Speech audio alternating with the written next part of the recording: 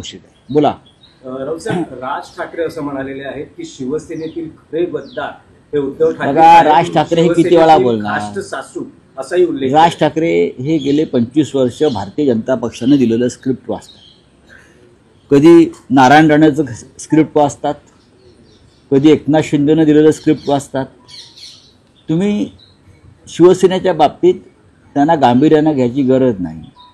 त्यांनी स्वतः शिवसेना हा पक्ष सोडलेला आहे, त्यांनी स्वतःचा एक पक्ष स्थापन केलेला आहे आणि आता ह्या क्षणी ते नरेंद्र मोदी आणि अमित शहा आणि फडणवीस या महाराष्ट्राच्या दुश्मनांना मदत होईल पूर्णपणे अशा प्रकारची भूमिका त्यांनी घेतल्यामुळं महाराष्ट्र त्यांना फार गांभीर्याने घेतो असं मला दिसत नाही।